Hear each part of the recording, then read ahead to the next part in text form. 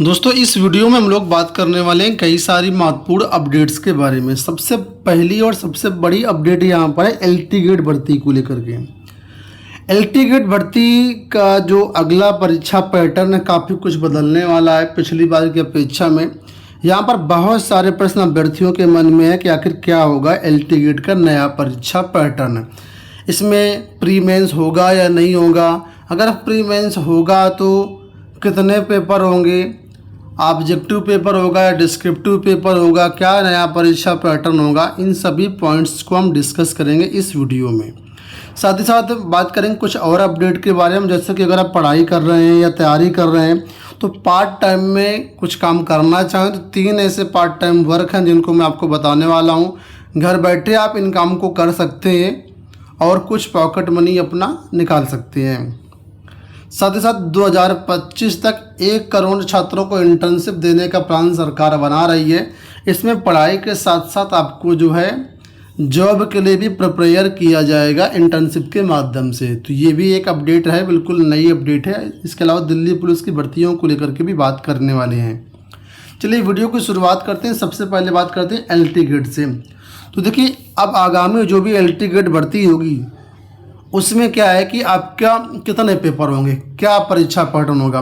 तो यहाँ पर आपको बता दें लोक सेवा आयोग से जो जानकारी निकल के आ रही है, जो रूल्स लोक सेवा आयोग फॉलो कर रहा है उससे साफ तौर पर ये पता हो रहा है कि यहाँ पर प्री और मेंस लागू होगा।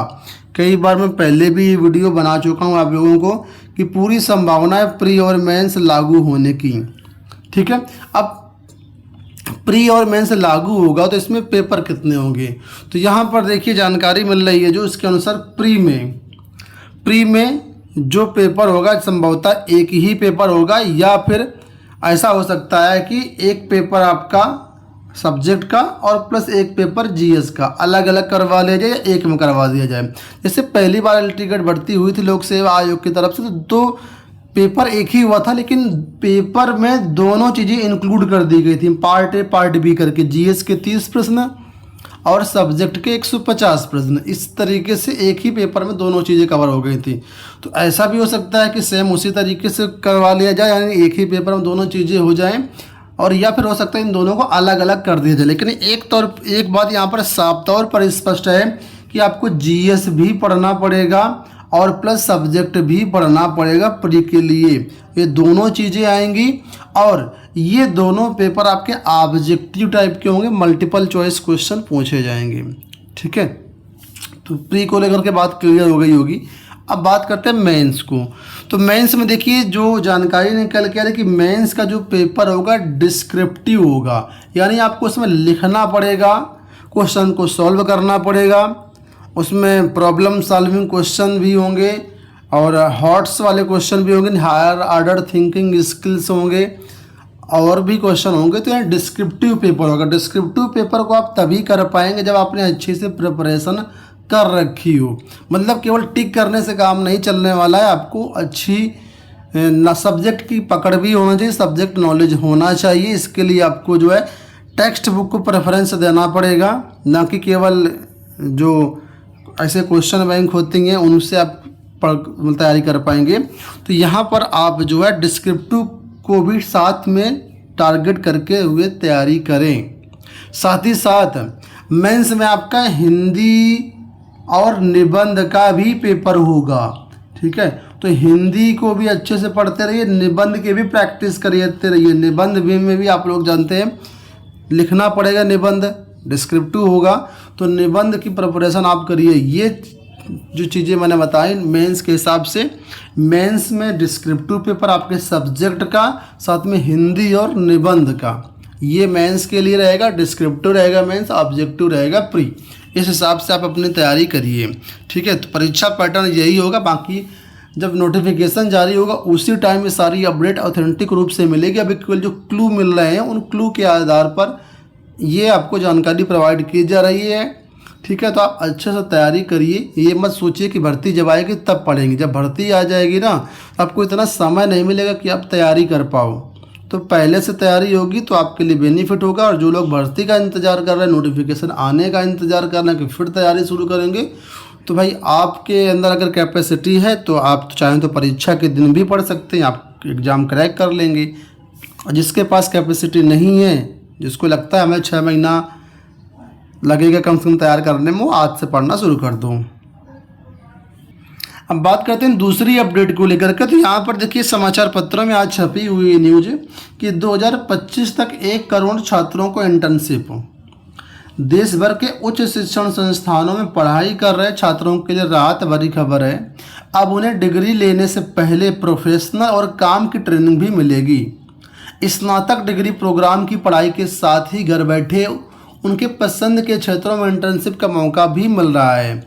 यानी कि अभी जैसे आप स्नातक कोर्स कर रहे हैं तो स्नातक कोर्स के साथ कोई आपको ट्रेनिंग नहीं दी जाती है, कोई इंटर्नशिप नहीं दी जाती है। लेकिन आने वाले समय पे यहाँ पर कुछ ऐसे सेक्टर हैं जैसे कि इंजीनियरिंग हो गया, आर्किटेक्चर हो गया, मैनेजमेंट हो गया, नर्सिंग हो गया, फार्मेसी हो गया, या अन्य कोर्सेज के जो भी छात्र हैं तो ये अपनी ग्रेजुएशन की पढ़ाई भी करेंगे, साथ साथ ये जो है इंटर्नशिप भी करेंगे। इंटर्नशिप में उनको जो है काम की ट्रेनिंग मिलेगी, प्रोफेशनल डिग्री भी उनको मिलेगी।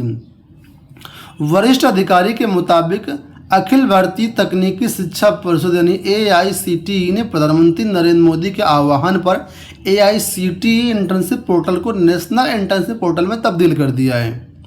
ठीक है, तो ये एक अच्छी पहल है। आने वाले टाइम पर छात्रों को इससे बेनिफिट मिलेगा, क्योंकि जब तक किसी काम की आप ट्रेनिंग नहीं लेंगे, प्रैक्टिस नहीं करेंगे, तब तक वो काम आप नहीं कर पाएंगे। तो ऐसे में आपके पास फ़ायदा ये रहेगा कि स्नातक का कोर्स भी पूरा होगा, डिग्री भी मिलेगी, साथ में कुछ आपके अंदर हुनर भी आएगा।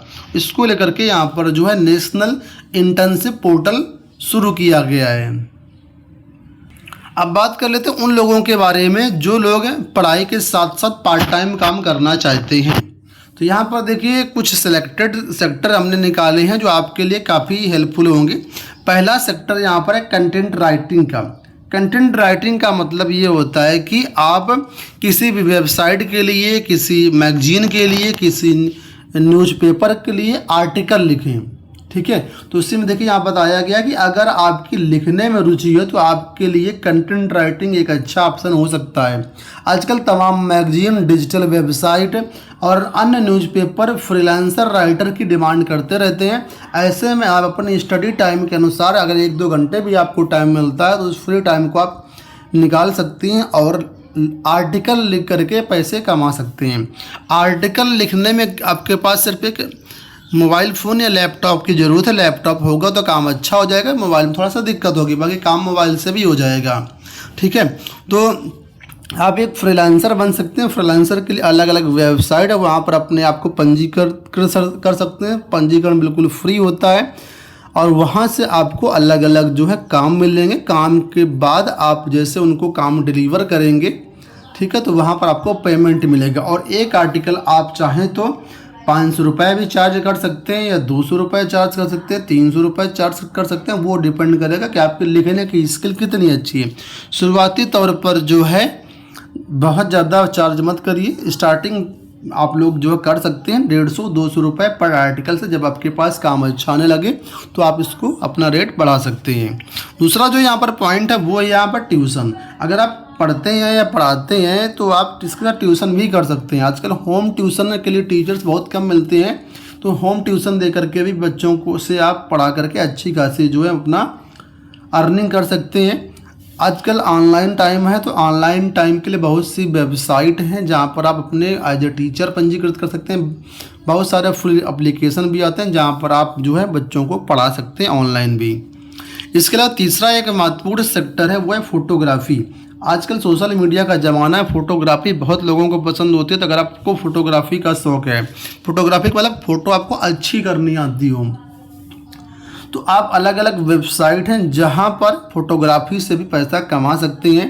ठीक है, और यहाँ तक कि आप अपनी वेबसाइट को भी अलग अलग जो वेबसाइट होती है वहाँ पर अपनी फ़ोटोज़ को भी सेल कर सकते हैं। या नेचर फोटोग्राफी पसंद है, चाइल्ड फोटोग्राफी पसंद है, बहुत तरह फोटोग्राफी होता है, सिनेमेटो फोटोग्राफी होती है।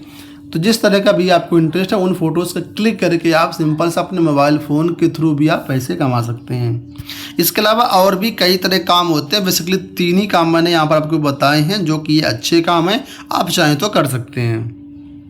अंत में बात करते हैं सरकारी नौकरी की। तो सरकारी नौकरी के लिए बताया गया कि दिल्ली पुलिस में जल्द होंगी 13,000 भर्तियां। आज के समाचार पत्रों से ये अपडेट दी गई है कि दिल्ली पुलिस में 13,013 पदों पर भर्तियां निकाली जाएंगी। रिक्तियों की समीक्षा करने के बाद इसे लेकर के आदेश जारी कर दिया गया है। बैठक के दौरान कहा गया कि स्थायी सरकारी रिक्तियों को भरने की दिशा में तेजी से काम किया जाना चाहिए। आदेश के तहत दिल्ली पुलिस में जूनियर रैंक की 13,013 रिक्तियाँ जुलाई 2024 तक भरी जाएंगी। इनमें से 3,521 पदों पर इस साल दिसंबर तक भर्तियां होंगी। देखिए इसी साल दिसंबर तक 3,500 पदों पर भर्तियों की बात कही गई है। इन भर्तियों को लेकर के विज्ञापन दिया गया है। साथ ही लिखित परीक्षा, पीई और एमटी टाइपिंग परीक्षण आदि आयोजित किए जाएंगे। ये पद दिसंबर 2023 से जुलाई 2024 के बीच चरणबद्ध तरीके से भरे जाएंगे। तो यहाँ पर देखिए नीचे पदों के बारे में स्पष्ट रूप से बताया गया कि कौन कौन से यहाँ पर पद दिए गए हैं। एक नज़र में आप यहाँ पर भर्तियाँ देख सकते हैं। हेड कांस्टेबल 835 पद हैं कुल, कांस्टेबल ड्राइवर 1411 पद हैं और भी कई प्रकार की भर्तियाँ यहाँ पर भी देखने को मिलेंगी। तो दोस्तों ये हो गई आज की सारी अपडेट। इस वीडियो में इतना ही। धन्यवाद।